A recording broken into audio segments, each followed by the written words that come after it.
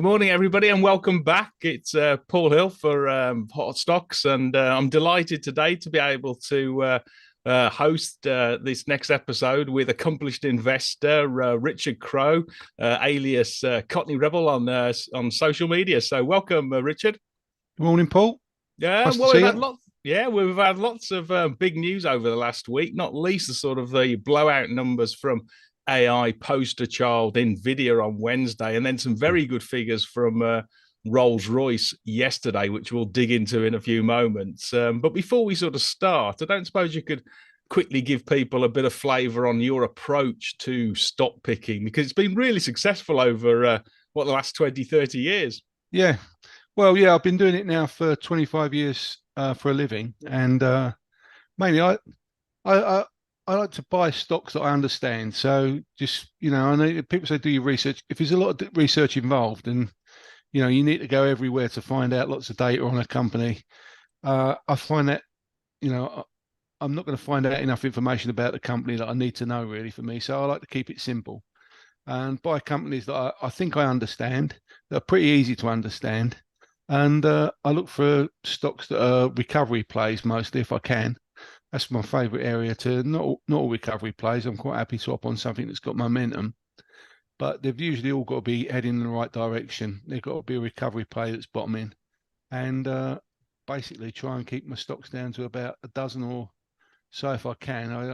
I'm a bit weak at doing that. Sometimes it might rally up to about 18 or 20, but at the present moment in time, I think I'm on about 15 or 16. There's a few bits in there, some trades come in and stuff like that to take up positions, but mainly I try to buy stuff that about a dozen that are long-term buy and holds, and try and stick with them until something changes that, makes me change my mind. It doesn't have to be, I don't have to wait a long time to change my mind. If something crops up quite soon, then, that's the time you realize you've made a mistake, sell, or sell, at least sell down. For me, that's the way I approach it, and try and buy. I look for one bag of stocks that can double in a year.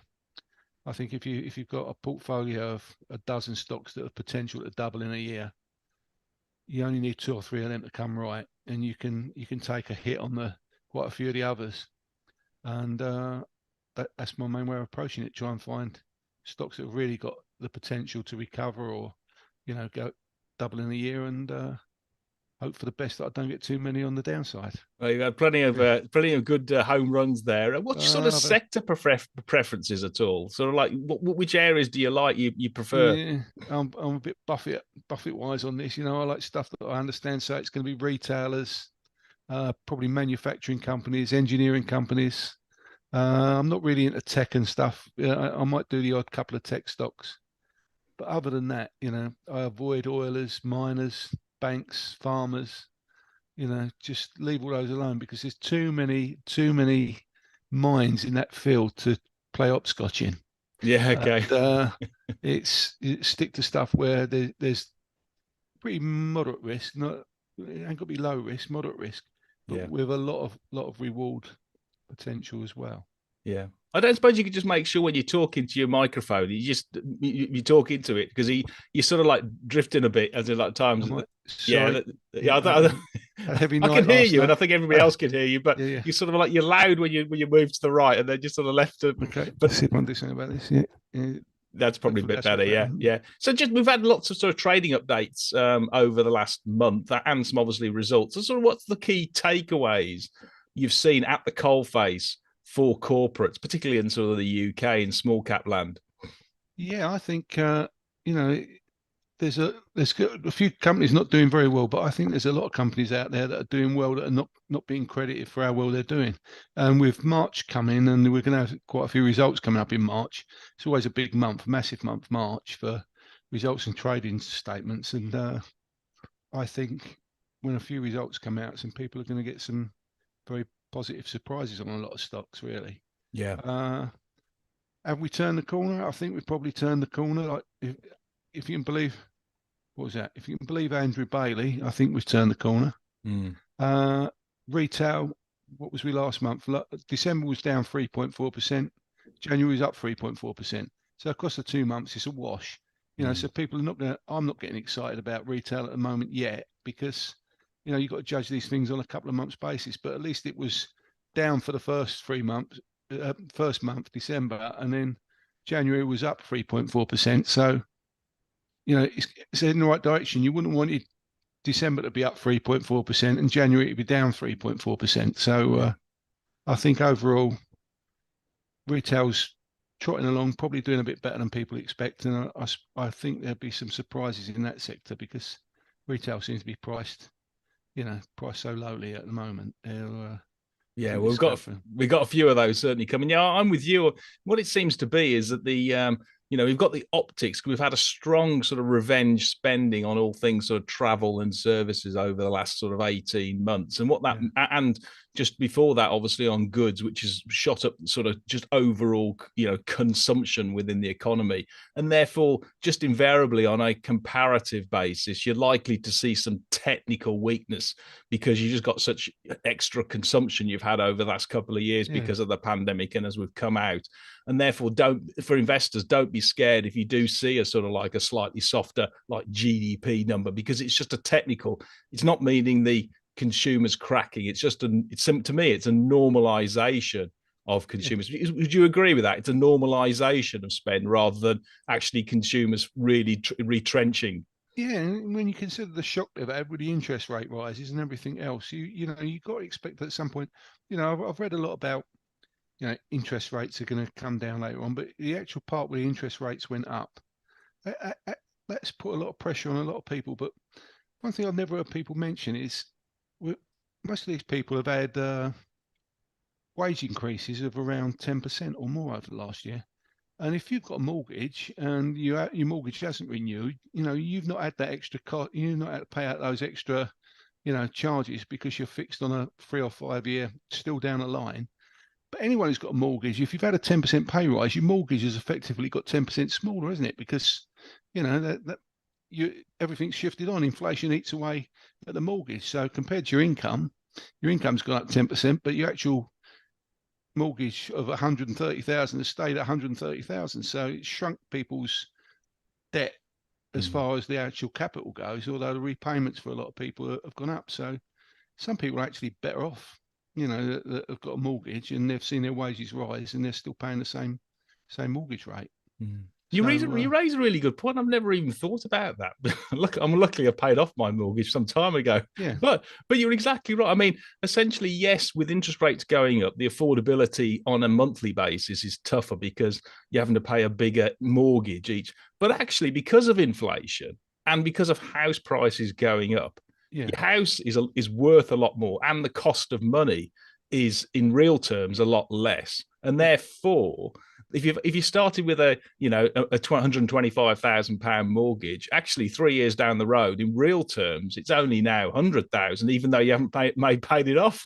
Exactly. And when we get to the point where people are, we're through this, and first time buyers, you've got a bigger base. The cost base of your mortgage is lower, in it, because you've got 10% more.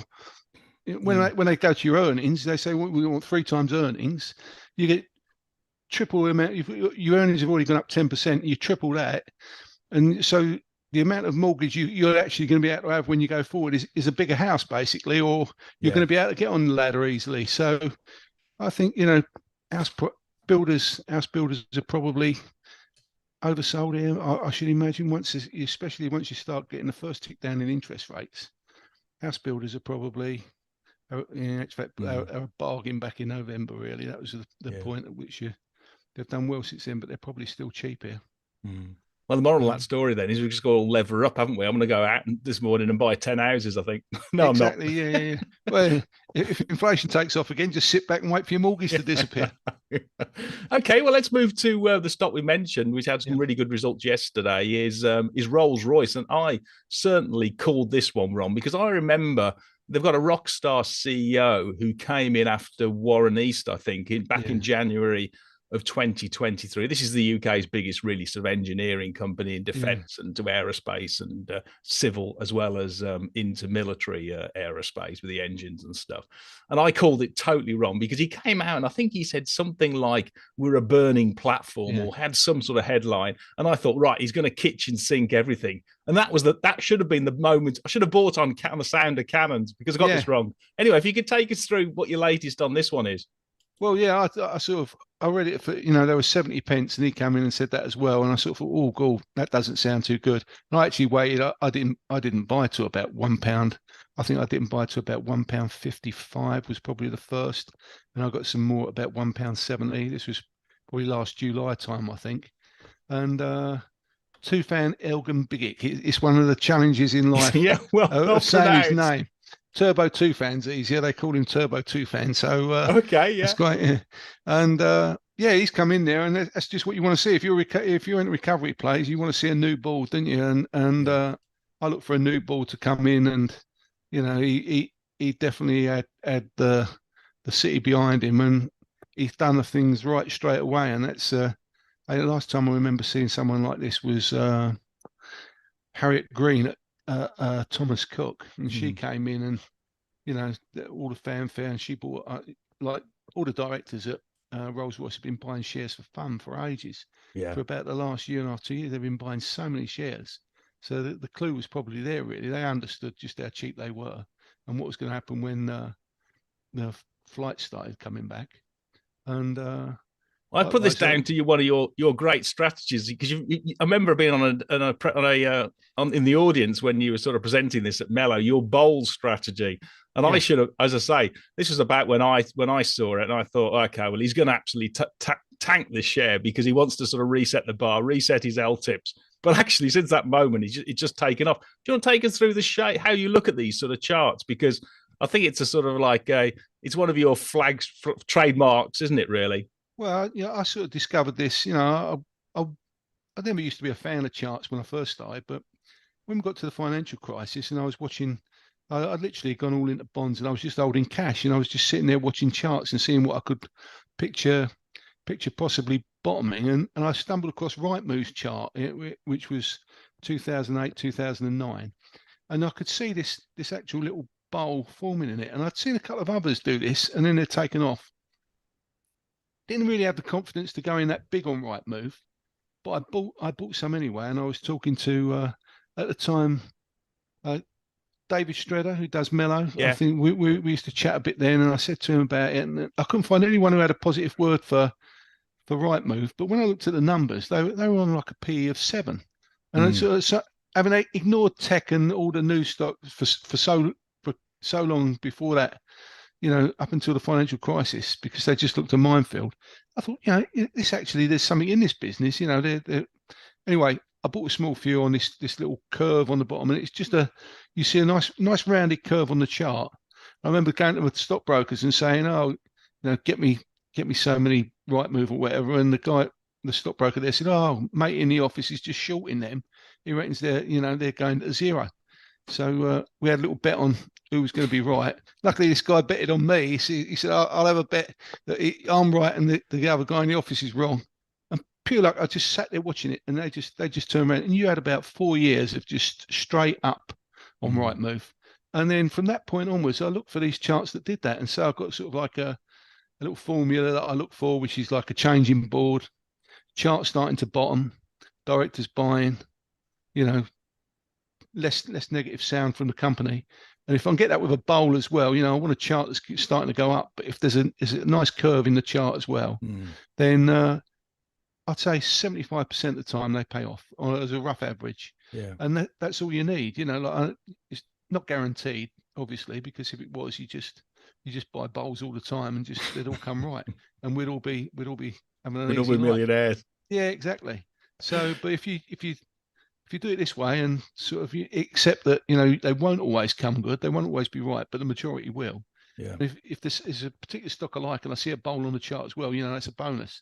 You sort of think, oh yeah, that's handy. So okay. But the next bit tougher question, I guess, with Rolls-Royce. I mean, obviously it's done really well and it's on long-term platforms in civil and military with its aerospace engines, and also defence is particularly strong at the moment with the Ukraine war and the problems out in the Middle East, and also actually the underlying sort of like conflict or tension out in the South China Sea as well, particularly on the marine side. But given all that, it's got really positive fundamentals, and the business does seem to have a turnaround. But given you've bought at about, I don't know, £1 or something like that, and you've more than tripled your money over the last 12 months, how do you position size? And at what point do you come to sort of top slice? Because you must be getting a pretty big position now or you had a position in Rolls-Royce. It was 24% of my portfolio yesterday. And I haven't tripled my money. I've doubled I bought them around last July, and I think across the holding, I've more than doubled my money. So I actually sold just over half of them yesterday, a bit more than half. And so what I've got left hasn't cost me any money. So I'm just carrying free carry really. It's just shares that have basically not cost me anything now. So that seemed a good way. And quite often I will, once the stock doubles. Yeah, I quite often sell. Might not be half, it might be a quarter, depending how I feel. But so one of the best bits of advice I was given, sort of like when I first started this, and someone said to me, sell half on a double, and I sort of thought, oh, that'd be nice just to have a double. I was saying 30% was great when you were used to just having interest from the building society and stuff, and that was good. So I've sort of stuck to that principle a little bit, really. When something doubles, think about taking a bit at least. Yeah, that's what my dad does. He's a sort of experienced investor. He's been investing for over 50 years, and once he's gone up 100%, he takes it. But he doesn't normally get a double in 12 months. But that is your target, so you've done pretty well. Another one which I know we've chatted to in the past is Marks and Spencer, and that must have sort of like doubled for you at some point. Yeah, I've doubled my money on that as well. So they've been good. They just had they got a fantastic change around the board there. And they brought in Stuart Machin. Steve Rowe, the previous CEO, did his best, and he had a tough job. And he did as good a job as he could have done. But they brought Stuart Machin in, who started off on I think it's Key Markets or something like that, stacking shelves. Yeah. When did you buy Marks and Spencer? Because it's had a bit of a double dip actually over the last 5 years. It obviously fell off badly during the pandemic when everything was shut, and then recovered greatly. And then seems to have a bit of a problem in 2022, and then has shot up again. Yeah, I bought when they touched about they hit I think 91 pence. I think at one point I didn't catch them at that low. They went below £1. I missed them there. I bought in at about £1.27. Okay. And round about here then, was it sort of the back end of, or was it just after that dip, more towards this side of the year of that dip? That dip right at the bottom there is where they just went below £1. Yeah. And so I've copped in. Just when they went flat, I waited for them to come back. Sort of thought, they might come down a bit more than that, but they didn't. They wouldn't go. So then I bought just before that big spike up there on the chart after that little V down. So probably that was just at the back end of last year, November time, probably. And so you've more than doubled your money then, basically, in the 12 months on this one as well. Yeah, that were my two biggest holdings. I don't normally do large caps, but they were just two glaringly obvious buys. And once you sort of get on that wave, and the wave kept going.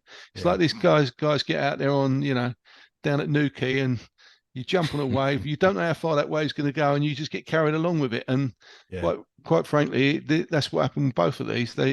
Once I got on them, I just get carried away, and could see that I were going to do a lot more. But if you notice carefully, right at the top of that little chart there's a little bit of a bowl starting to form on Marks and Spencer's again. Yeah, there is. Yeah, so I sold out just after the results. I didn't sell everything. I sold about 85% of my shares, and now they've come off about 20%, and I've started taking my money out of Rolls-Royce and putting it back into Marks and Spencer's. Yeah. I did see that. I mean, because Marks and Spencer's is on about 10 times PE, and I think it pays a pretty good. It pays nearly 3.5% dividend yield as well. No, I've only just paid a penny this year so far, but I think, but at the end of the year, forward. Yeah, going forward, that dividend, all they've paid is a penny in the interim, so a penny for this year. So it's going forward, I expect it's going to be about 10 pence or something like that. But they brought in Stuart Machin, who was a guy who retail all his life, got him back from Australia, who had been I forget the company's gone out, my name of their down, but a big company out in Australia. Yeah. He ran very well. And they've got Archie Norman at the top. They've got Kate Bickerstaff, and who's one of the clothing women, and the other guy's Richard Price, who's a clothing guru as well. So they've got a team there together that's really good. And like they said, it won't be linear. The chart won't just keep going up straight. It's had a 20% pullback. That's what happens there as well. Everyone's overexcited. Probably including myself when it got to just there the results, and it broke out of a trend. And you sort of think, blimey, they're really and because they had the capital markets day, they tried to cool things down a bit because it was getting carried away and said, it won't be linear, and that's true. It won't be linear, but now they've come off 20%. That's what punters do. They get overexcited at the top of the range, and then down at the bottom now they're all regretting ever buying, I suppose. Now, I bought near the top and it's down 20%. Oh, listen to that Cockney bloody rebel. What did I listen to him for? But that's what happens, and that's the time to be buying now, and for me anyway. Yeah, I mean, I'd certainly say, if you've got a long-term time horizon, there's no reason why this can't sort of like, significantly increase, because at 10 times PE, it certainly isn't very rich. And you've got Waitrose, who's been struggling, and it's sort of like, I know it's quite competitive in that clothing area in the UK, but it does seem to be resonating with consumers now, doesn't it? Yeah, and they're opening another 100. They've got about another 100 stores to open in 2 years. They were going to do it in 3. He's stepped the pace up. They're going to do it in 2. Each of these stores has got 30% less foot space, but they get 30% more sales out of them. So there's a lot of earnings to build up there from just opening new stores. And because the food's selling fantastically, they're the best growing food retailer in the country. They're ahead of Lidl and the others, all of them. They're up there with Lidl and God knows what. And the food quality is great. We regularly do research there every Saturday, and I was going to say the share of wallet in your household is pretty high, isn't it, M&S? Yeah. It's sort of. I think those shares are just covering our food bill across the course of the year. It's doing a bit more than that, but it's good to be able to get in there, and actually you do get a feel in the end. You can sort of, if you're in a store week after week, Mrs. used to go in there when they were doing Peruna, and George Davis was doing everything. She used to say, "Oh, Peruna's really good," and then she said to me, "Oh no, it's not now." And you get that feel inside a business, and I know you can't judge it by one store. I'm going into one store, and you can't judge it, but you can just hear the company who's confidence, and that's how it's gone, isn't it? They've got click and collect. The onliners haven't got click and collect anymore, so ASOS, Boohoo, and all those are struggling. And what you want is click and collect. People buy stuff online, come take it back to the shop, and when they're in there, they go and buy a load of other stuff as well. So it's click and collect's great.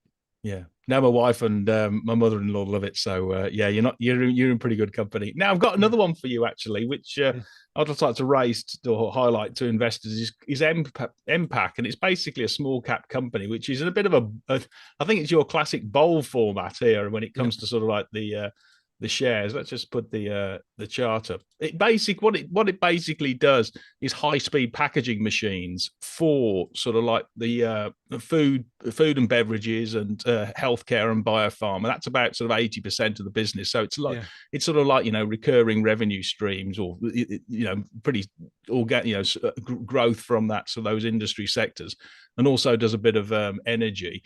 And it's sort of like what it does is design sort of like you say these high-speed packaging machines and automation machines for the likes of the customers would be Nestle, would be Mars, some of the big sort of like pharmaceuticals like GSK and people like that, and to actually do to do the high speed the products etc. So things like blister packs, and it might be cans of soft drinks and this sort of stuff.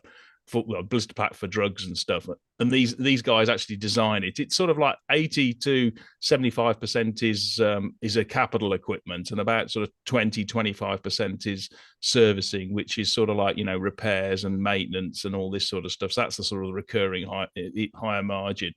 It's had a new CEO came in about 18 months ago, a guy called Adam Holland, who's actually ex Rolls-Royce.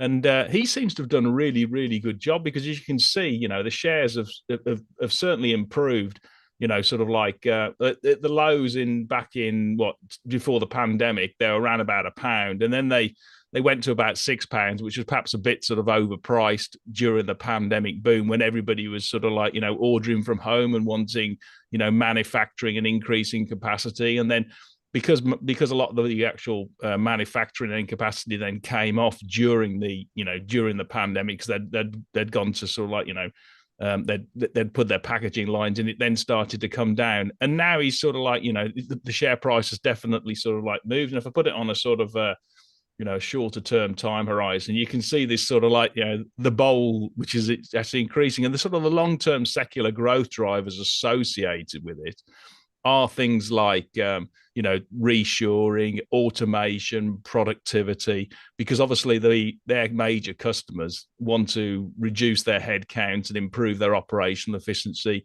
And also, they're one of the world's biggest in this area. It's quite a sort of like fragmented industry. They only got major competitors, I think, largely out in sort of like Germany and more so in northern Italy, I think, if I remember correctly, is the sort of the key. But it's reputation and brand and design wins. And obviously the move to things like industry 4.0, which is smart factories with remote diagnostics. And even after the recent bounce, they're only trading at about 10 times PE.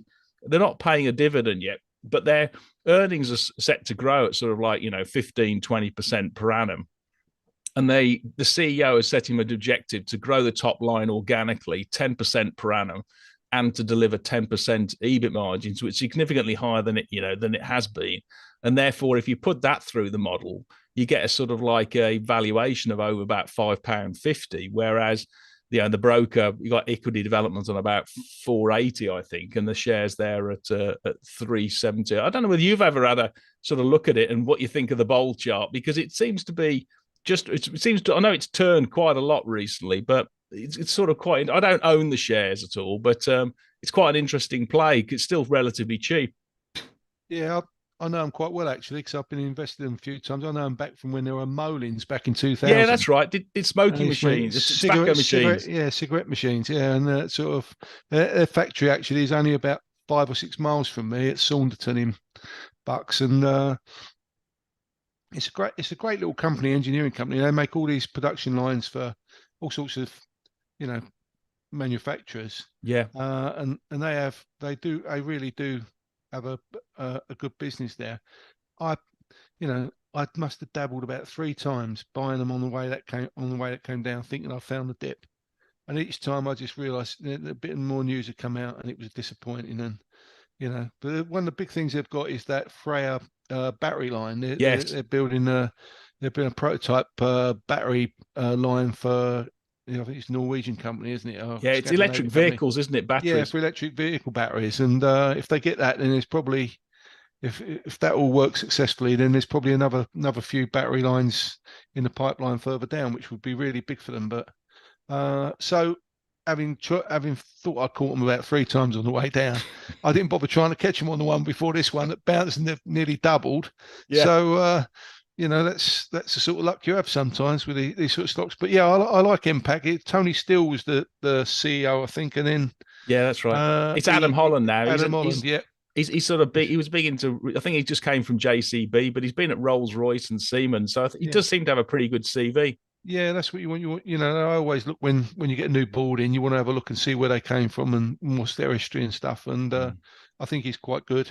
And it looks like, I'm not sure I want to buy it after that big spike just there, because you catch a bit of news, and if the news is disappointing, then it's it does react. It's quite illiquid. Someone buys 1,000 shares and it moves the share price. Yeah. The market makers usually tick it up on 1,000 shares. So you can't buy an awful lot before you start moving the price yourself. And obviously, if there's a bit of bad news, you get a few sellers. You've got to be prepared for this price to come down as well. So its volatility is the one thing that would stop me buying too many of them in any case. But I like the company, and at the right time, I might be tempted to go in there. Yeah. Yeah. Well, I've got a request for you actually here, Richard, because I know one of your best friends, or he's a fund manager called Andy Bruff at Schroders, and I think he Yeah, owns a big chunk of these. So yeah. next time you're having a tea or a nice glass of wine with him, can you plug him on what his latest views are on Mpac? Because I'd be very very interested. Yeah. I know he's a keen guy on Yeah. Mpac. We've chatted a few times, and we both see it the same way. I Same think, way. Yeah. it's pretty much the Okay. same way. Okay, another one on the industrial sector that you've done really well, more defence, is Avon Protection, which again is, I mean, it's a classic. It's really a sort of the, as I say, your patented turnaround. Because I'd written these guys off, but I mean, look at the chart. The chart's done brilliantly, hasn't it? Let me just Yeah, get it up to a 5-year chart. Just recently, anyway. I mean, it obviously, I think it what it does is helmets in defense and gas masks and this sort of stuff to protect soldiers and to first responders for sort of like, maybe, sort of like bullets or nerve gas or whatever it is. And I think it also does pilots as well or something like that. But it had a problem some time ago, and it came down from such a high, I think, with an armor contract, a body armor contract, and yeah. that's now finished. What's your sort of your latest on this one? Because it has bounced significantly again. It's well spotted. After after selling off my Rolls-Royce, it's now one of my top. Well, it's as a three. It's they're all pretty much together really, and it's one of those. And my top holding. And what I like about them is, they were £45 a share, and then they had problems with this body armor. They bought a body armor business from 3M, and honestly, the previous CEO, they had these body armor things fail, tests failed, and one thing that can't fail is body armor for soldiers. Yeah. It's got to work. So, and they had I think several tests that failed, and in the end, they decided that it was just a complete waste of time. They've sold the company for about £1, taken a big hit on the balance sheet for losing something like 100 million on whatever it cost them. And so the old CEO got kicked out, and they brought in two new guys. The new CEO is Josh Slater, and the CFO is Rich Cashin, which is a great name for a CFO, Rich Yeah. Cashin. It's, I even joked about him in the Capital Markets Day the other day. So they originally, Slater was from GKN, and he Okay. went there Yes, he and was. turned GKN around. He was in part of the team, and then there was the takeover for them, and then he moved to Ultra Electronics, got them turned around, and then they were taken over. So I think, this is going to be more than third time lucky. It's going to be, he knows what he's doing. And Rich Cashin was the CFO at Ultra Electronics when Slater was there as well. So Cashin came to Avon first, and then they brought Slater in exactly a year ago now, last February. He became CEO, and he's got in there. Watching them on their capital markets days and their web presentations, the guy just oozes confidence, and he doesn't bat away any questions. He bats away questions easily because he knows the company inside out, and he knows what he's doing. And they've got all these kaizens going on. They've got about 30 kaizens where they're going. I didn't know what a kaizen was until I had to read up on it when he said these. And it's basically you do like a best in class at one of your divisions, and they get that going, and then they move that to the rest of the business, and they do it for all the divisions, and they take the best in class throughout the lot really, and get every division working in the same way and make great improvements. And they're making improvements there. Their one factory wasn't talking to another factory when they got there, in the same business, and he sort of had to go in there and close a factory down and change the way their culture was, and he's got them all singing from the same hymn sheet now. So they had results out recently, and just before the results, the directors were buying loads of shares, and I thought, wow, this is good. The results come out, and you read them, and it was like a like a suicide note. It just said, well, we've written off all this, the pension's this much bigger. And then I sat there and thought to myself, hello, he's just got in there, he's done what he wants to do. This is a kitchen sink job, and tell everybody, get everything laid out. Then we'll have the capital markets day afterwards, after we've told everybody. So they had this capital markets day, sat there and watched it, and it's fabulous. They've got the helmets now. They're going from one of their factories going from no helmets to 75,000 And do they this year. sell these helmets to pilots, or is it actually to soldiers? The Department of Defense in America. So they've just picked up in total they've picked up about $60 million worth of contracts in the last few weeks. A load of helmets for the Department of Defense But does out it in the go to US. does it go to the army, or does it go to fighter pilots? These helmets, does it? Because obviously you Uh, have helmets for both. Army helmets, I It's think. I army don't know. helmets, is I'm it not. on I'm the not sure what form? they Okay. do fighter pilot helmets, but they also do like for first responders, like out in France, where you've got all the writing and stuff like that. Those guys have to have the helmet and the breather mask if they're using these Yeah. CS gas. So they also sell a lot to those, but big contracts like from the Department of Defense for 30 million at a time is great. So they've got the helmets, which this is hot at the moment. They've got they do gas masks, gas masks for weaponry and like these CS gas that the police use. Mm. They're sort of they're quite cyclical. So at the moment they've done a lot of sales of the actual masks themselves, but they get these orders for filters all the time that come through. So they're doing filters all the time. But it won't be till next year that they start picking up the new orders for masks again, because they've got a limited lifetime. So the orders for masks come in next year, but this year they've got these helmets. The real interesting thing is these rebreathers. They do these pieces of kit for people to be able to go undersea. Don't use scuba gear. They recycle the air so you can stay underwater for much longer. And they've just got an order from German Navy for, I think it's probably I haven't give the exact number. It's double-digit millions. At times reckons it's 10 million or more. £10 million or more, and that allows people to go underwater. Well, the real thing is, since the Nord Stream pipeline bombing during Ukraine, and someone took that out, apparently that was supposed to have been sort of special agents or something from Ukraine or from Yeah, it somewhere was. that took Yeah, it that's out. right. And it was a boat. It was just a boat. They'd Yeah. done that just from a boat on the top of the sea. It weren't like a submarine or anything that went down there. And so I think it's made a lot of people, a lot of these countries wake up to realise they're quite vulnerable with all these pipelines under the sea and cables and stuff like that. That they need to be able to go down there and mend and lay stuff and defend stuff when they're down there and be able to go. So they got this order, German pipeline that got blown up. German Navy's bought £10 million worth of rebreathers, and they've got a lot of interest from other defence, like the US Defence Department and others as well. So it's three strings to their bow. Then they've got the masks, the rebreathers, and it's I think they're in a space that's great at the moment because the unrest that's going through the world. Also, if you don't like, a lot of people don't like investing in defence companies because missiles and things like that is quite aggressive and conscious on their conscience if you're investing, and if you're a conscientious investor, you might not want to do that. But Avon is pure defence. They're not making any offensive equipment. It's all about looking after yourself, and I think it's one of the best defence areas. And they're so beaten up at the moment. The directors have bought a load of shares. I think about £500,000 worth. The CEO's bought, and the CFO's bought about £250,000 worth, and they've got options as well. So yeah, it looks.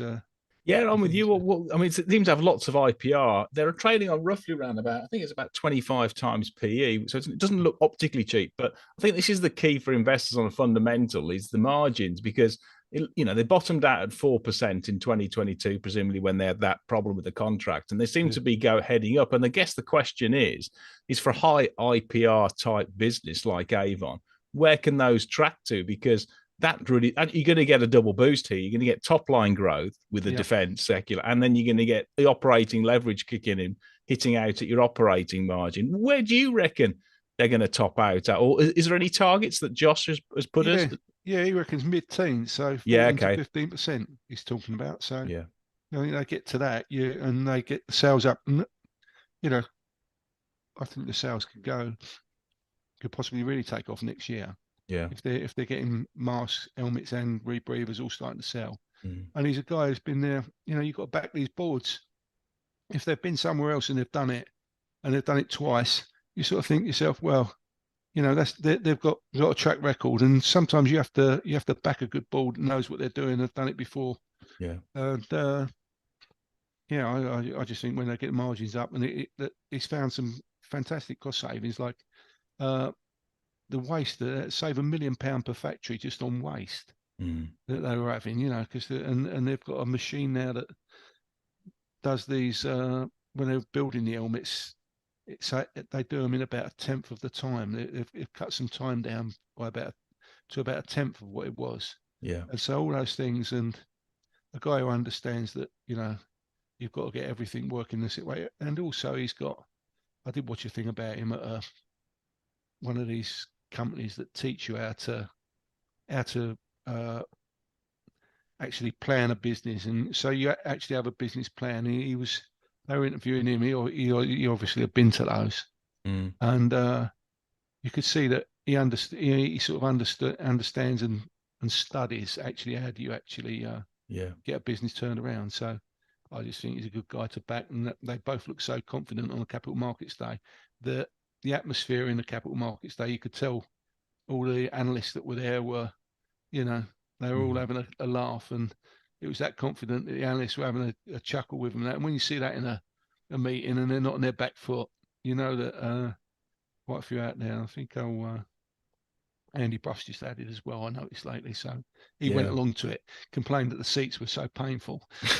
The worst seats he's ever sat on. Well, at least the shares aren't so painful now. Yeah, no. So so I like it. I think it's breaks that £10.30 level, and I think people will get quite excited. And I think they've got a few more orders coming through. They've won one for a Swedish police or something that is too small to even bother announcing when you're doing £30 million orders. It'd be quite interesting actually, because I was looking at their leverage, because that's one thing which did hit me was last year, but they're currently on just over 2 times, debt to EBITDA, dropping down to just less than 2 times for the end of 2024, projected to be, according to the forecasts anyway. But they've got, one, they're generating a lot of cash.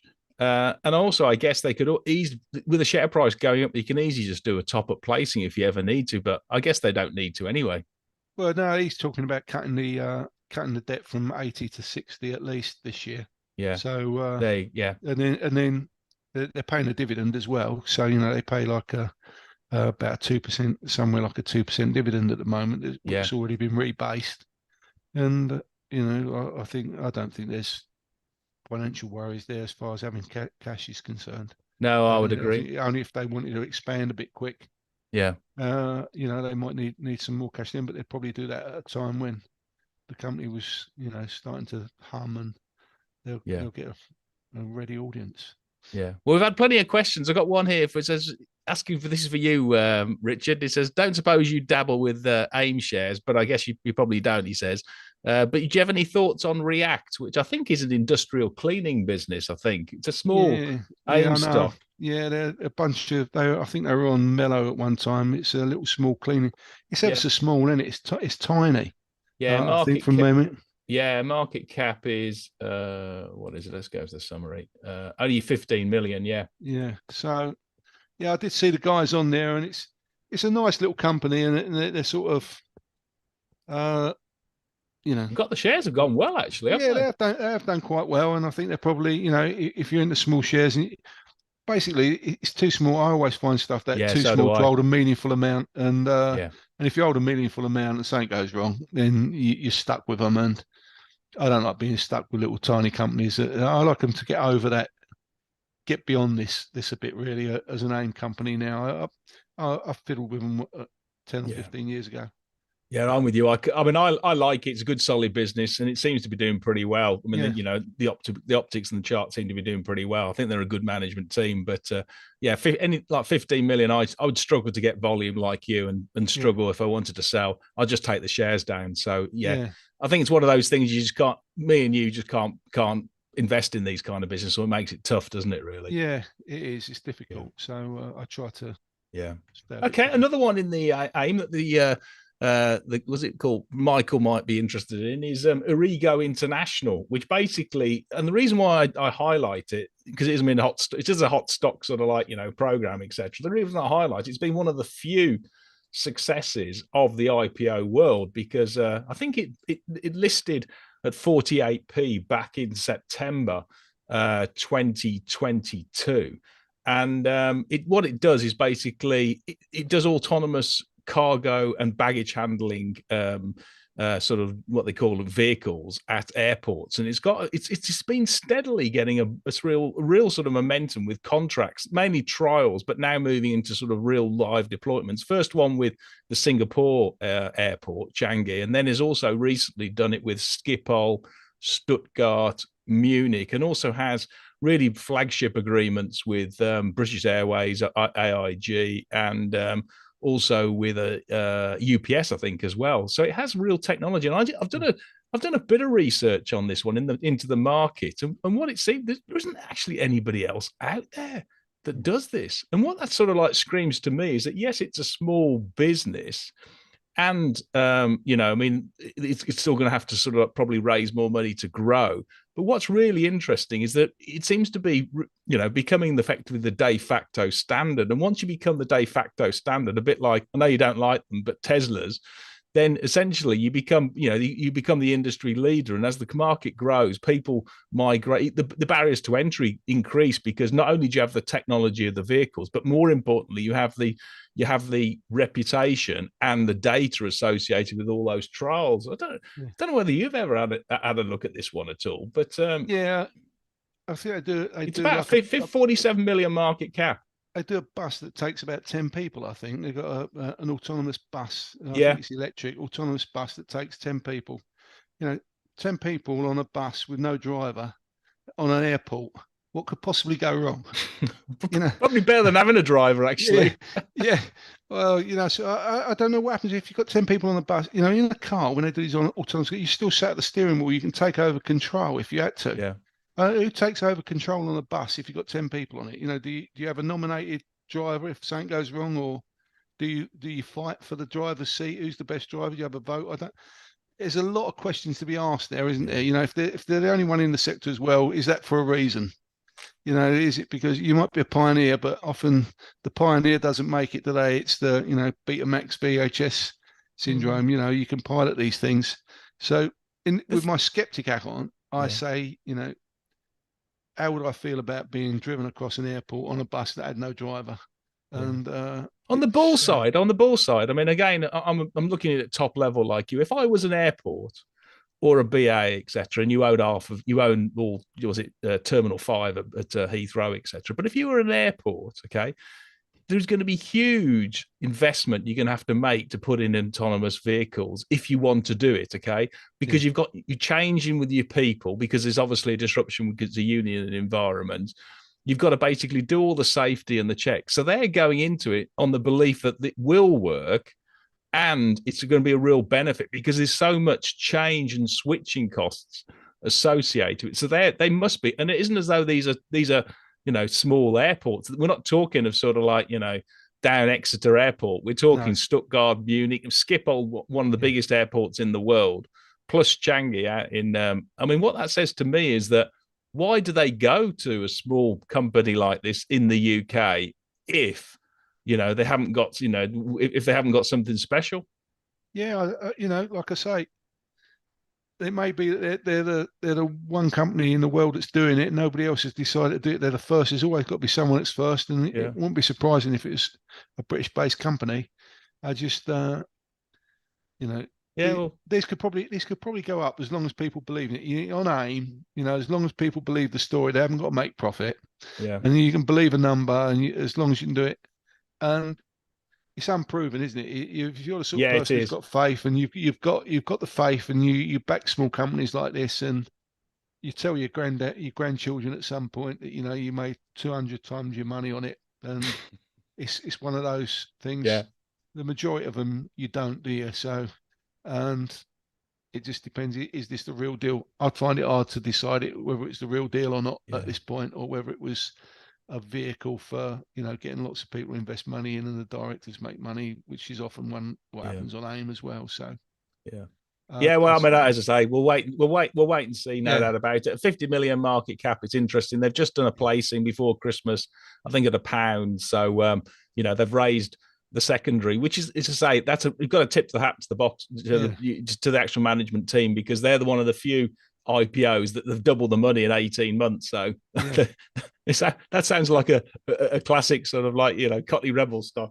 Okay, well, let's move to one which you have bought or you bought previously. And I don't know what the situation is. Watches of Switzerland, which yeah, which doesn't make any, it basically sells things like Rolexes and all the lovely jewelry and all the watches in its retail outlets around the world. But it had a profit warning not recently. The shares have sold off. They're very cheap, actually. They're currently trading on forward earnings of about 9.5 times.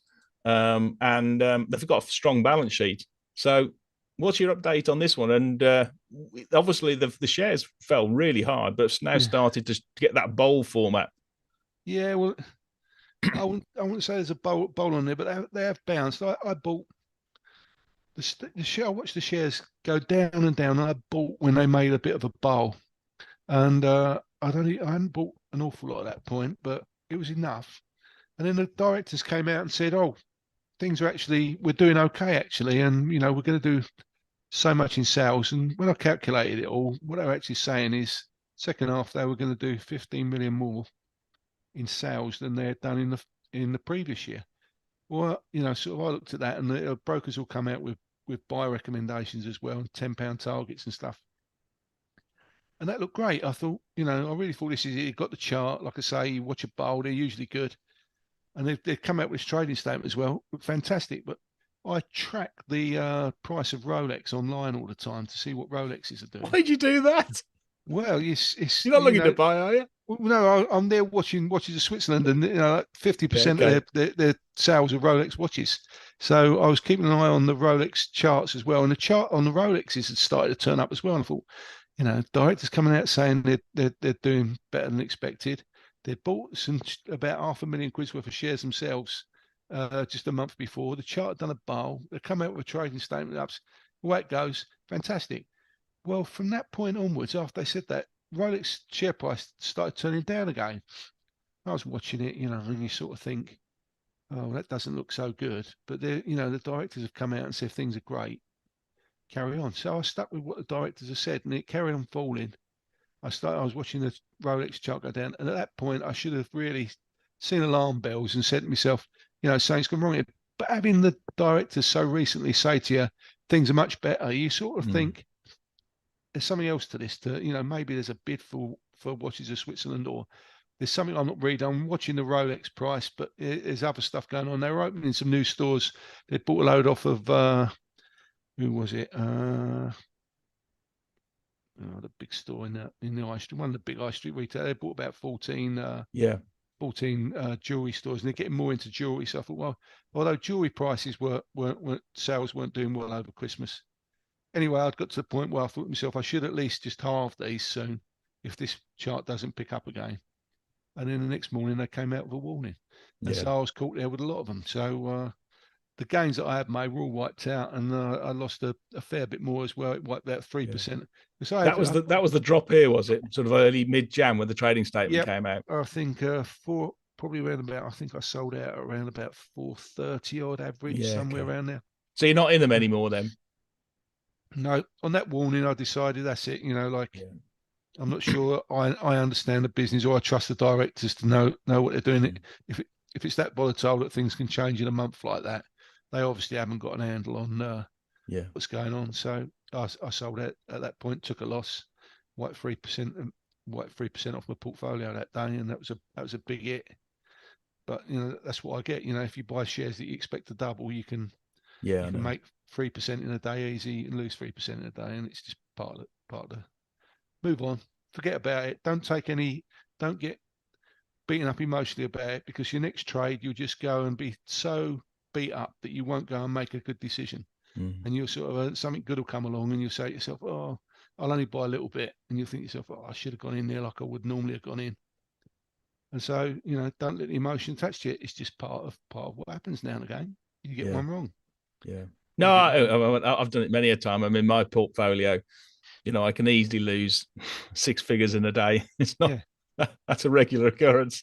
So I'm with you. Okay, just in terms of the consumer, because what was quite interesting was that in December, actually, you had one of the pawnbrokers, H&T, saying that the the second-hand valuable watch market had started turning down, which was probably could have been a record, sort of precursor to it. But another one in that sector in the pawnbrokers, which I spoke to, somebody else we both know, which is Graham Neary, and he pointed out Ramsdens looks pretty interesting because it's trading at a pretty low valuation, and it's trading at what is it? I think about 7 times. I think, if I remember rightly. What is it? Let's have a look. Ramsdens. About 7.5 times, and paying 7.5 times PE, and paying roughly around about I think it's about about 5% dividend yield. Yeah. What I like about it, which is just on the consumer, it's more of a sort of a counter cyclical play. Obviously, because obviously with the tougher times, people are going towards the pawnbrokers, and their pledge book is increasing. But it does as a retail angle, and seems to have, it's got a pretty solid balance sheet. Plus, obviously, it's good income, and it's got an expansion story as well into the southeast. I don't know if you've had a look at the sort of the pawnbrokers at all, because I know the chart. It seems to be, well, it's going up. Put it that way. But it could actually do really. I don't know why it's sold off, to be perfectly honest, other than people are just getting a bit worried about the consumer or something. But it seems to be at the bottom of its 200 moving day average. And that says to me it's either it's an opportunity because it's the bottom of its range, or they're going to have a potential profit warning. But given it's so, it should be doing well in a difficult environment. You'd have expected it to come out with some decent numbers. Yeah, I've watched these a lot of time. I've never really got into. There's H&T as well, isn't there? H&T. Yeah, they're even cheaper. Yeah, so I always sort of look at these, and they're a bit hard to gauge because you've also got the gold price and stuff that goes up and down as well. So if you got, I think if you got recession and the gold price was soaring and you had a recession at the same time, that would be an ideal time to be in these, because you'd have people pawning stuff and the cost of gold was going up as well. And I think that would be so I don't know, the way they've come off since, where's that, July, is that saying that, at that point, people realised interest rates are topped, maybe at that point, July, and people realised that we're not having a recession now. The next move is lower for interest rates, and people are not going to be struggling as much, and they're going to be finding it difficult to get themselves stuff on the cheap that's being pawned. I don't know. But it's one that I've never really, that sector, I really don't understand. You get a trend and suddenly it changes. And when it changes big, like that big drop on the chart just there. Yeah. I think when things change suddenly, or they come out and warn, they do take a big hit. So I've never really got into it. Yeah, it was quite interesting actually. The FT had an article in it about a month ago, I think, talking about how well-heeled people in London were now using pawnbrokers because they needed liquidity. They've got enough net assets, but they're not enough cash available, and therefore would put a sort of like a valuable painting or a car or something like that, or their watches or whatever, to be able to pay things like school fees and skiing holidays and this sort of stuff, because they needed just liquidity. And it isn't just a sort of like people who are sort of like on the breadline who need pawnbrokers. It's actually everybody. It's middle class, upper class, because people need liquidity, and they can't sell a second home because the transactions have been tough, and therefore the only way they can get liquidity is a car or a painting or some heirloom or something like that. Yeah, I watch that posh porn on telly as well. They do that sort of, and it's good show. In fact, one of my old insurance salesmen was on there. I didn't even know. 20 years later, I saw him on there. That he was pawning his piano. Yeah, so, there you go, Liberace. Can't a piano out of his door. So you sort of think, oh well, so they do pawn anything, and so I know it's like, I think these are not so much into all that other stuff. It's mainly jewelry that these doing it when they pawn. I think so. Like I say, I've never understood it. It's not someone Yeah. something I really get involved in. I can usually find, Yeah. Okay. is there something better for me? And I Yeah. think there is. Yeah. Actually, there's a question that came in just on this one with one of your remarks. He's asking for a request from you. Where do you actually monitor the prices of the Rolex watches, Richard? I'll tell you actually. Let me just click the site, and it's You called. could probably tweet it out, can't you? But if you Yeah, go something, I'll tweet out later. When I get on yeah. Twitter, I'll punch out the site, and you can see the prices on there, and you can watch it, and you can all beat me to it by watching the Switzerland when you see the Rolex price turn up. Okay, good. Well, let's just tie a bow on the consumer one. We've got Bloomsbury Publishing, which came out with it came out with some results or a trading update just Trading recently. update recently, yeah, yeah. Yeah, and these guys have just knocked the ball out of the park. I mean, I thought these were a bit of a one-horse pony in terms of Harry Potter book publishing, Yeah. but actually they've just found an amazing Sarah Mass also publisher in sort of like fantasy fiction and this sort of stuff, and she seems to be doing really help driving the price. And Yeah, what's sort of your latest on this one? Because I mean, look at that chart; it's just it's roaring, isn't it? I know, and I've always watched Bloomsbury, and the directors never buy shares as well. And I sit there and think, why don't they buy shares? But they've got a track record. If you look at their earnings over about 7 years, they do about 20% compound every year. Their earnings always rise. Jim Slater, that was one of the things Jim Slater liked, constant earnings growth. And if you're doing 20% earnings growth and you're on a PE of like 11 or whatever they are, Saint Duff, you're on a peg which is well below 1. Yeah. And it's constant that they pay a dividend. They've got no debt. They've got about 45 million in cash. And I sit there, and that's cheap for a start. But really, what's happened is they've got this Sarah Mars who's done these. They call them. It's not fantasy. It's romance. It's something. I it's a can't cross remember. between romance and fantasy. Romantasy or Yeah, it is. Yeah, that's right. Yeah, something like that. There's a new terminology, isn't there? Term. So it's like a bit sexy and a bit sexy and a bit science fiction. Sort of Yeah. probably my next door neighbour's life, to be honest. But the as it goes on, she's written this latest book, which is a blockbuster. But what actually happens is once one of these books goes wild, the back catalogue gets sold like man. She's got like eight books or 8 or 10 books as a back catalogue, and everyone's buying a back catalogue. After they read one, they all want to read her previous 8 or 10 stories, and so that's gone well. But this book that she's just released only came out on the 31st of January, so it has had a big effect just in 2 weeks. There's still another 2 weeks left of the year yet, and they've given this trading update to say where they are. But I think that leaves a bit of scope in there for a bit more to come yet. And also, the dividend they've got. The dividend. Let me see what the dividend is that they were quoting. If I just look on here, it's where are we? Yeah, the dividends. I've got about 2.3% currently at the share price. That a dividend of what is it? 12.3p is the average consensus I've got. Yeah. Well, they did 14p on the trading 12 months. So that dividend is going to be more than 14p, I think. You'll find. Yeah. If unless they're going to cut the dividend in some way. So I think when you actually look at that, I think the dividend that's being quoted is on the low side, and you're going to get a higher dividend. I think there's scope for extra earnings, but they've also got this guy called I forget. I don't know how you pronounce his name. It's Cixin Liu.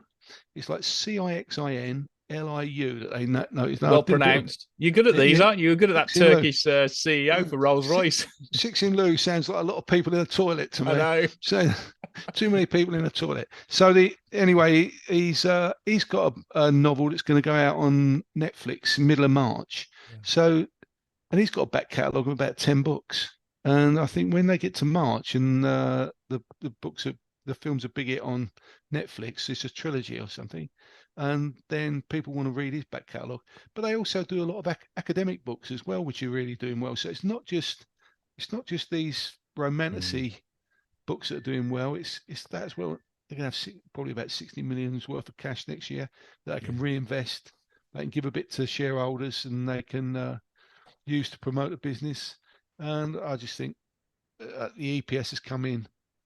If you look at the forecast for next year, if you just carried on 20% a year But they look too light, doesn't it? I mean, yeah, it does. that margin they've got a margin decrease forecast from 14.3% to 12.3. That looks too light. And you're right on the dividend, exactly, because 12.3p for this year for 2024, it's only 13p for 2025. And if you're saying they're doing 14p or likely to do, you're right. It looks very conservative.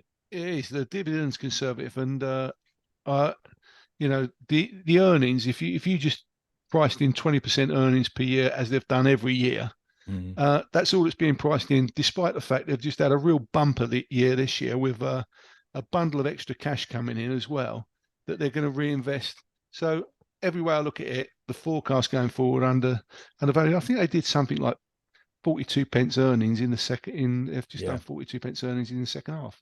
Yeah. If you sort of, it might be more than that, 46p maybe. So I think if you went through that and sort of said to yourself, you doubled that. If they could do double that in what they've done in the second half, if they could do that in the first half and the second half of next year still, that would be a huge amount. I'm not saying they'd do that, but when you look at what the forecasts are compared to what they did in the second half of this year, the forecasts just look way too light, and May the results come out, and I think we'll see then. We'll see what's. Where did you? I presume you own these, and where did you buy? I bought straight on the trading statement, so I'm probably in now at about the price they are today. Oh, okay, right, where I've bought in, but I think that's where it's gonna be. It's gonna do a lot better than what the forecasts are saying. Yeah. So yeah, that's an interesting one, because you normally go for the turnaround bold strategy, but actually you're just backing a good horse here, aren't you? Just you've seen it perform, and it's just continuing. And rather than being towards the end of its race, actually, it's probably the first furlong, and it's a Grand National, this one.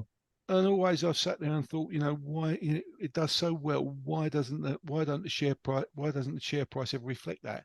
And sometimes you get to a point where the share price, actually, people sit back and say, do you know what, we are might not be a Harry Potter, but we're at a bit of a Harry Potter moment here, where people are buying all these fantasy books, and Bloomsbury seem to be in the right place, and they know the authors, and that's going to boost things going forward. So do they have the rights not only for the hard copies, but they also do the digital rights as well? Presumably they buy, when they've got an author, they can buy up the digital rights, because that's huge, isn't it, now, audio books? Yeah, I think so. I think they've got book rights on that. I haven't exactly checked, because there was something else I was reading at the time, and I forgot to check that as well. But I know that a lot of people actually like kids having the physical books now, because it gets them away from the screens. Yeah. So when parents are trying to get their kids to stop playing on the PlayStation, or stop looking at the phone, to actually buy them a book and let them read it, and it's kids are sort of rediscovering books again. All these things come round again, don't they? When you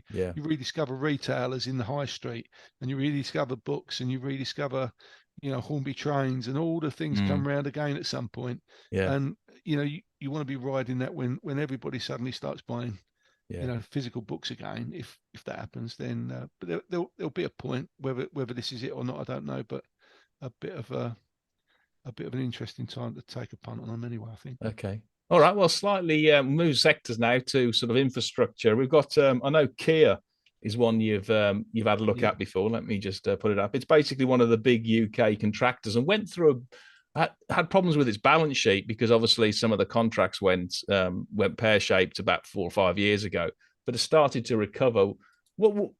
Presumably you've bought into these, and what do you like about it? It's very, very cheap still. I think it trades at roughly around about 6.5, 7 times PE, pays a 4.5%, dividend yield. But the shares have done pretty well actually of late. I'll put over more of a bigger chart. There you are. It's sort of bottomed out, hasn't it? What length of chart is that? Is that that's a 5-year chart of Kier? Yeah. Well, if you look at the last sort of 2 years back to June 21, there you've got like a big bowl. You squash that area up, and you'd see that's a nice big bowl that's formed on the chart. And you're right. It's a long-term bowl, so they're quite good bowls. They're more reliable than really little short-term bowls. Short terms will probably be for trading, but a long-term one. What's happened there is everybody got scared off by Carillion. And was it Infrastrata? Was the other one? Was it? Or there's been a number of them. Yeah, Interserve. I can't remember. But because they all had that trouble, and they were pricing their contracts, and they were taking the hit when inflation went up, or when their cost increases, they were taking the hit because of price of contract. But now it's, they price his contracts and it's plus inflation or plus, Yeah, whatever. cost plus. Yeah, that's it. So they don't take these hits anymore, and it's a much more sensible business model. And you can see the likes of Keller have been saying the same, and Galliford Try, they're both saying. So what I like about Kier is they're paying down, down debt about 100 million in this last period. And I Yeah, reckon debt's always been their Achilles heel, hasn't it? I think just recently. And so I reckon they'll be net cash by the end of the year this year. I think so. Yeah, that's a good one. When they're you've got no debt, they've got on a PE of something silly like 7, and they're paying a great yield, and the yield's going to rise quite quick. And the directors there have turned the company completely around. This looks like one of the best. Also, their market cap means that the reshuffle on Thursday probably gets them into the FTSE 250. And so they're going to go into the FTSE 250, and they're going to be paying a dividend as well, start paying a dividend again. So you get a double whammy of a FTSE 250. They suddenly become a FTSE 250 income stock rather than, so trackers have probably got to buy them. Income stocks might want to buy them. So they've got a bigger, institutional market there for them as well. Once they go into 250, got their results on March. Their trading statements of March the 7th, I think their results are out. Trading statement's been great, and it's all going in the right direction. Berensberg put a price target out at 210 pence a couple of weeks ago, which is way over where it is today. Yeah. And let's see where we go. But it's one of them and Avon are 2 of my top 3 holdings. So. Wow. Okay. Yeah. I mean, they all seem to be doing pretty well, don't they? Say Galliford Try and Balfour Beatty and Costain. They're all saying the same: is that the big long order books, investment in infrastructure, and they should be a beneficiary, which is absolutely right. I think as long as they, as you say, they've nailed the industry's nailed that contract exposure, then they're onto a good winner there.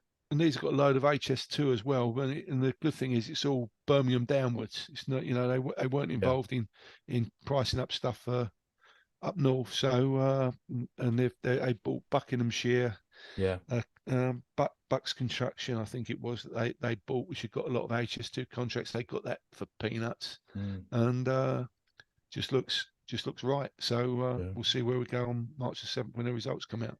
Yeah, but that bowl looks like that looks good. Looks like Jimmy Anderson. I'm quietly confident there. I'm quietly confident. Okay, well, yeah, I mean, I'm in this sector as well, but I've actually I've owned Eleco, which is basically a build tech software company that sells essentially, project management and infrastructure software. Which allows the likes of Kier to manage their budgets, their costs, their ESG, these big projects, etc.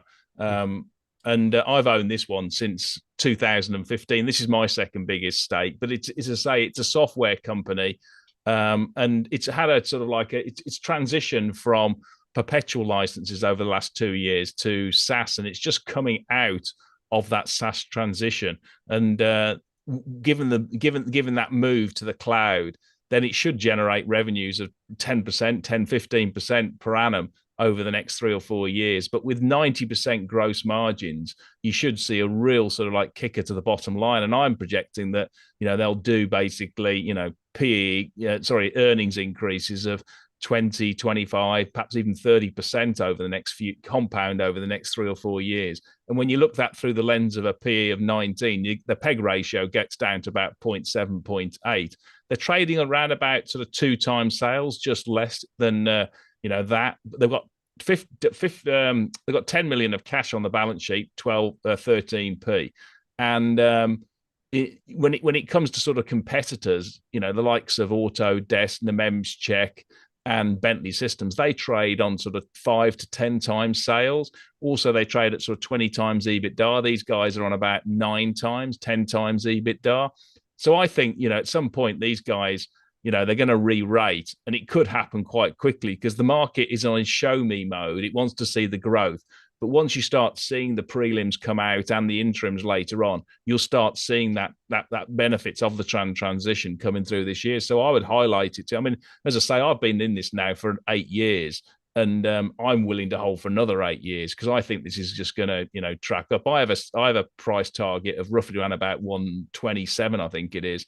I think you got Singers at about 110, and you got Cavendish at 160, but it could go significantly higher. So the way I view this one is sort of like a good solid GARP stock that's in a benefiting from infrastructure spend, and it sells to the big contractors, the house builders, and also is moving into sort of like more generalist project management software, which it bought with its sort of best outcome acquisition just recently. It also does AI generated visualization software, doing floorings and curtains for internal furnishings as well.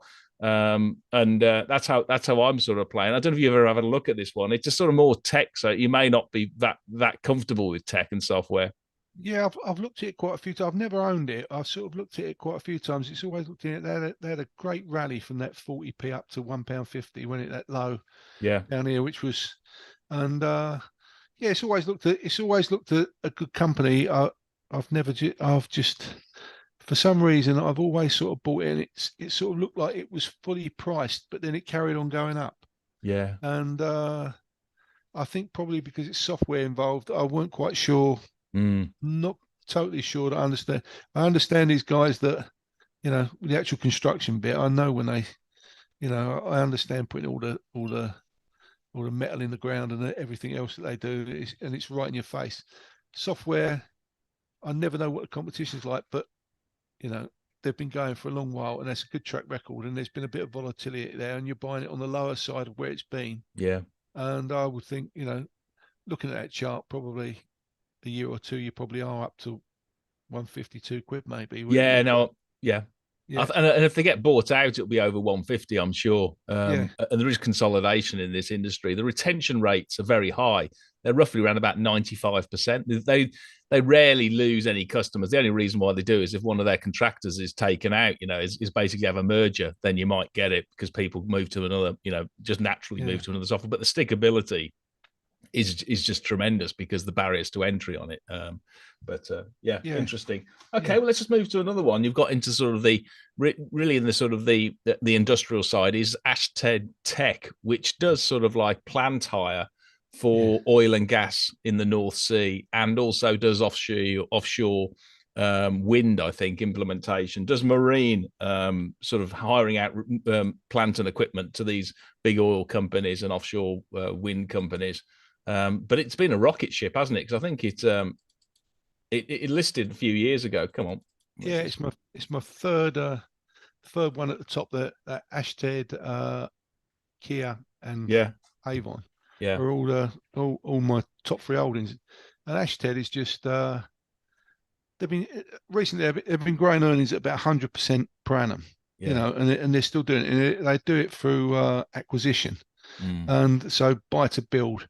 And one of the things I never like is buy to build if they're doing it with shares, because you just get so much dilution. But they're doing it with cash, and so when you do buy to build with cash, you don't get that dilution. It's Judges was the one I compared it to. I don't remember Judges. Yeah, I do. Scientific.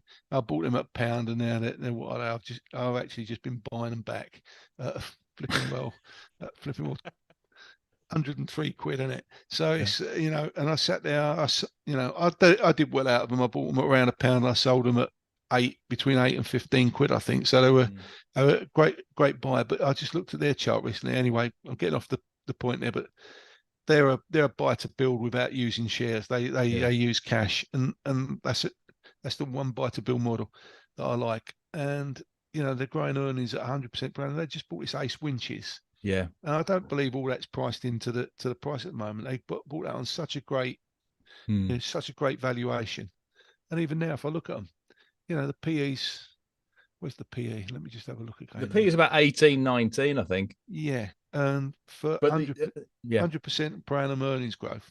Yeah, even if that was 40 to 30%, that would still be a peg of 0.6 or something like that. And even though they've said they're ahead on forecasts already anyway, and I think when they have their results, that 18 is probably going to prove to be more like possibly 16. And then when you go forward, you go forward a year, what's it going to be, but it's cheap. And it got into the MSCI small cap index recently, and that sent a load of people in there buying, and just great company, well run. Directors sold some shares recently, but I'm not worried about that because they sold, I think probably CEO and the CFO might have sold about a third of their holding. They retained 2/3, which is still a lot of shares. Directors have to sell at some point. I always think the good companies that I've watched are the ones where directors go and sell shares, and then you see results come out that are stunning still. And you think to yourself, well, yeah, they haven't tried to flog at the top. They haven't sold a third. I think they'd try to sell more if they thought there was any sort of like problem there. But they ooze confidence. They're in a great sector. And also it's subsea again. A lot of these, it's not just governments that are trying to do stuff subsea. You've got, along with the wind turbines that are having to be done and oil rigs and everything else, which we're going to be still getting energy from for ages. There's a lot of infrastructure that, like telecom cables and stuff like that, where people must use subsea and after what's happened, I think people are looking at their infrastructure and making sure. So the demand has got to be there for, well, everything I read is the demand's great for what they've got, and they're well run, and they just great company, great chart, fantastic chart. It's absolutely curving up no end, and that's what's made me buy them. Low peg. Yeah. Great. Where did you buy them? I think I bought them. Where are they now? I must admit, I've missed them because I was speaking to Judith McKenzie of Downing about 2 years ago, and she pointed them out when they were just over £2, and I was umming and ahhing because I was in Crestchick at the time, which is obviously another industrial plantar company, and I thought, I can't have two massive exposures, but I wish I'd had because it's as I say, the shares have tripled. I had a few around about £4, and I went and sold them stupidly at £4, about £4.50. Then they came out with the Ace Winches. Yeah. The Ace Winches thing I bought back straight away again. So I got a few in around about £5. Great, well done. And I added a load more as that come back off that Winches thing at around £6. Yeah. So that's when I sort of built them well up done. So yeah. That Ace Winches one is in decommissioning, isn't it? Oil and gas, which is just a massive sort of like business, and picked it up really cheap. Yeah. Another one which is in the sort of the construction area, or in sort of like DIY is Lords. And a reason why I mentioned this was because it sort of like it bottomed at about 40p just recently, but as it had a trading update which was obviously positive. This one does basically it's a building merchant, competes with the likes of Travis Perkins, but also does heat pumps and boilers and stuff for houses as they have to sort of like improve. And like all things sort of building products, it's sold off massively, but it does seem now to have reached a sort of like a bit of a is your classic bowl, it's sort of tipping point, etc. And it still trades pretty cheaply. It pays about 3.5 times PE, and this is trades 12.5 times forward PE, but that's on really trough earnings. And at some point, if you believe the UK economy is getting better, and you believe the stories from the house builders and sort of like about the consumer, then it does seem as though this one's got a long way to go. But I don't know. I mean, the secular trends are obviously house renovations and move to decarbonisation, and basically DIY and products and stuff like that, repair and maintenance on properties. Yeah, well, they took out.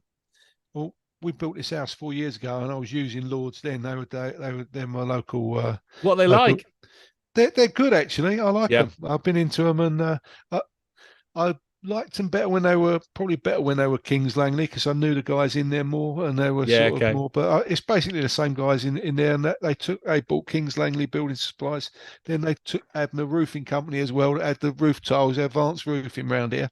So they took them out as well, and in actual fact, they still owe me. They still owe me for about 1,800 tiles. I've got to go down there and make sure I get them back off of them. So I like them as a company, a building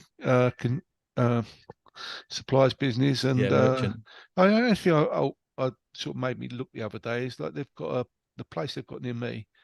bit of the land on the side is sort of like carved off as if they've sold off a little bit of land, or they're going to do something with a bit of land. It seems strange that they weren't using this piece of land, because most of the building supply companies I see, that every place they've got has got bricks or tiles or something there. You know, you want your land used up as much as you can. I didn't know why that was left plain. Maybe there's some construction. Maybe they've sold a bit of land off there that they can build something in. I don't know. So I was just looking at, but yeah, when I used them, they were pretty much as Kings Langley used to be. Just just their billing system just changed. That's all. So Yeah. I think they're good. Good. Yeah, good company. Yeah, no, it was quite interesting actually what you just mentioned in terms of the land, because they do actually have about 15 million pounds of freehold property, as in, like, you know, land and stuff. And I wouldn't be surprised actually if they do have some spare land, that if they carve it off and then sell it, because I know it's very entrepreneurial culture out there. It's sort of like the founder is, I think, Shankar Patel. So it looks a lot like a slice along there where you could get something that they've sold off. So if that's got development planning for it, then they'll make a few quid out of that as well. Good. Okay, well, let's just finish off on a sort of few sales. You've done.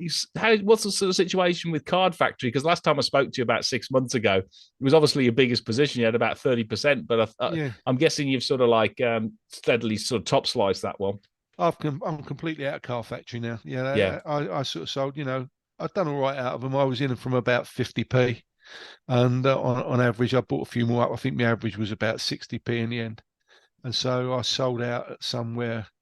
I suppose averaged out at about just over a pound. 102 was my average that sold out. Might be a little bit better than that, but I was utterly impressed with it. And for the time that I was in them, there was nothing else around that you could really. It was a great place to be. When most retailers were doing poorly, I was just stuck in Car Factory and Shoe Zone, and it was a great place to park your money while there weren't anything else I could really find to buy a big stake in. But as time's gone on, they sort of I don't know what's happened. The broker forecast is no longer, the dividends not on the broker forecast anymore, and they did have a dividend penciled in for like maybe 1% this year and 4% next year. That all seems to have disappeared. And then the price in postage going up didn't really bother me that much, but when the government come out and changed the minimum wage and put that up £1 an hour, I just sort of thought, well, maybe that's what's affected them, because they've got a lot of staff. If you is it 1,500 staff they've got? I'm not sure. I forget what it is. It's a lot. It's a lot of staff per. They're quite labour intensive. So compared to like a retailer like Watches of Switzerland, they just have one girl in a couple of girls in a shop, and they sell millions of pounds worth between them. You've got a lot of people selling lots of low ticket items. So £1 an hour on their wages, I estimated it was probably going to, if everybody was on a minimum wage, it was probably going to add something like 6, 7, maybe 8 million to their costs. But obviously they're not all going to be on minimum wage. But you've got the differentials as well there. If you stick the wages up on people on a minimum wage, and their wage becomes as high as someone who's their supervisor, the supervisor's going to sit there and say, well, they've got £1 more now, and they're being paid as much as me. What am I going to get? So you've got to up their wages a bit as well, keep the differentials up, as these union guys used to say. And so it just, and the way the charts perform, Telios keeps selling shares all the time. Yeah. Every time the share gets up to about 115, someone sells. I look at the chart on there, and I don't know if that's a big rolling top on those highs. When you look across them, it sort of starts. If I picked all those highs off, they're sort of like gradually getting lower and lower as they go over. I don't know whether that is anything to be worried about, but it's run by a great guy. I think the CEO there is fabulous, and he's got bought into South Africa, and they've got shops out there, and other little niggle I might have is, are the sales coming from gifts more than cards now, where the margins are lower, so it's going to eat into their margins. I don't know, but I'm sure they had a fantastic Christmas. And my wife was out with someone who sells cards. They've got a business selling cards the other day, and they're all talking about recessions. And this one part, I said, "Oh, we've had no recession. We sell cards." And she said, "We've had our best year ever selling cards." Yeah. So cards are selling. Clinton Cards is there, and they're falling to pieces. So they've got a rival that's collapsing, and so they look like a good future. They've got their debt right the way down. I just felt that I can find better places at the Yeah. moment, you know, and places like Rolls-Royce and Marks and Spencers just seem to be Yeah. in the line of sights now that weren't there before. So Yeah. What else is you looking at for sort of like, I had a question is sort of coming in. What else given you got redeploying some of your money from Rolls-Royce? Have you got any other sort of shares you're thinking of buying? well, I bought Halfords this week retail. Oh, okay. Because if you look at Halfords just over the recent the last probably the last couple of It's basically it's auto parts yeah and couple bicycles, and but they also do slight, those auto centers, don't they? and they've got their own repair, you know, they've got their own repair side of things. But look at that. If you look at that last little bit there, that's a Yeah. pure bowl on that chart. And I mentioned it a couple of days ago on Twitter. Yeah. And then day before yesterday, the shares just shot up about Yeah. 20 pence. I don't know what triggered it. And it was on big volume as well. I just read through their trading update that they put out in a month or two ago. And when I read it, I don't think it's a warning. I don't think it's, you know, they're pretty much saying, you know, they're going to meet. Although things have been a bit sticky in December, they had a good October, good November. Things were poor in December, but then Mm. January is back to October, November where they were blazing away again, and they were still saying they were going to make the same sort of earnings. And I think if retail's picked up since then, and they've been part of that, I don't think it was really a warning at all. I think they were just saying that, you know, things have been poor in December, but we're still going to do our Yeah. numbers. And if the last couple of months are better than people were expecting, then they could probably be ahead of that. So they look cheap to me. They're trading. I think they're trading at about 20% below book. Yeah. From what I see on Stockopedia, I want to go through them this weekend and have another big look to see whether I'm going to buy a lot more or not. But so that one caught my eye, and I think they'll have maybe they'll have a trading statement soon, and when it gets to the end of March, which is their year end, and say, you know, clear the decks and tell us what's going on there. But they look cheap. They fell from that trading statement, and they're back up to where they were. And Yeah. someone seemed keen to buy them on Wednesday when they started moving. So there's been big rumours for them, and on top of Curry's. Yeah, you're right. There's been M&A activity, hasn't there? Yeah. Yeah, I Or think Beaterville put out something once about a little yeah. while back, 6 months ago. Maybe there's something in it, maybe there isn't. I don't know, but they just look cheap. I quite think Stapleton there's a pretty good guy. He knows what he's doing. He's had a couple of bits of tough times over the past few years, when people have had to draw their horns in. But let's see how we go. I think retail's cheap across the board, Yeah. and that they just look like one that's been sort of overdone. Yeah. Just ones on I've sold just for investors, Sondrel, which was a small position where I got totally wrong. It basically does ASCII chips, etc. Yeah. And I mean, it was just one of those things. It was a high risk. It had lumpy contracts. I knew what it was like to go into. I just put the chart up, but unfortunately, it came stuck. It had 3 contracts, which unfortunately had profit warnings. Came down from about 60p and went down to. But it touched the bottom of roughly around about 3p because it needs cash desperately and needs to do a fundraise. And then here, when it was trading at about 4 or 5p, there was a Daily Mail article connecting it with Elon Musk's one of his latest personal ventures, which was Neuralink, which is putting a silicon chip in people's brains to help them do like dementia or paralysis or this sort of stuff. And that shot the share prices. And I just came out because I know they've got to do a fundraise, but it's my own personal decision. But anyway, I took a big bath on the whole thing, which is not great. But I thought I'd just let people know. Yeah, I saw that thing about Elon Musk with a chip in someone's Yeah, head, and they can move a mouse. Yeah, said someone could think and they can yeah. move a mouse. It's old technology. My missus can just look at me and I'll do the washing up. So well, anyway, yeah, it's one of those things. Is you sometimes you just got to. I mean, I really hope the company does well and investors do well, but I've done very badly on it. And then the final bit, which is my largest position, is Equals, which is a let me put it on here. It's a B2B Forex international payments company, largely software platform. And it's been under a takeover approach for the last 4 months. and with a company called Madison Dearborn. It had its put up or shut up deadline date extended this week to the 20th of March, which is another 4 weeks, etc. What that says to me, just as sort of top level for investors, it's still my biggest position. I'm holding, not a problem. But what that says to me is that they're getting closer.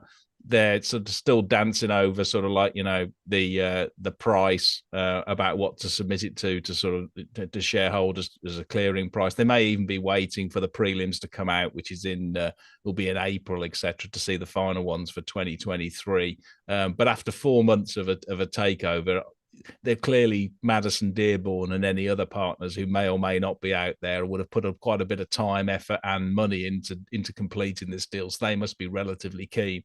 So it really is to do with pricing of it. So, I mean, who knows? It could go either way. Takeovers fall down, they go up, or whatever. So all I'm doing is just mentioning it to shareholders. It's still my largest position, and I'm holding until the conclusion, because I think the underlying fundamentals of the business are really strong, and they did come out with a inline trading update anyway. But I suspect actually the business is probably doing really quite well actually at the moment. But hey ho. Yeah, I did have a look at these. Again, I didn't understand them. I know they do the payment cards and they do accounts for businesses and stuff like that to make B2B payments. It was all a bit, I didn't know what the competition was like, basically. So I decided leave it alone when I had a bit of a fanfare about a year or two ago, and it was getting all tweeted on Twitter. So but that's one of those things, isn't it? When there's a big coming, it's binary sort of thing for the share price in the short term. But even if there ain't a bid, it's got some fundamentals behind it. And I followed your bold strategy, because I bought about 4 years ago around about that, not the bottom, but around about that sort of level, and I've really just held it all the way through. So anyway, as I say, it's not essential they get taken out, that's for sure, because I think they'll do well on their organic strategy. All right. Yeah. Well, brilliant, Richard. Okay, nice to speak to you, Paul. Yeah, no, absolutely fascinating. Thanks for your time, and look forward in chatting going forward. Yeah, lovely. Good luck. Bye. Cheerio.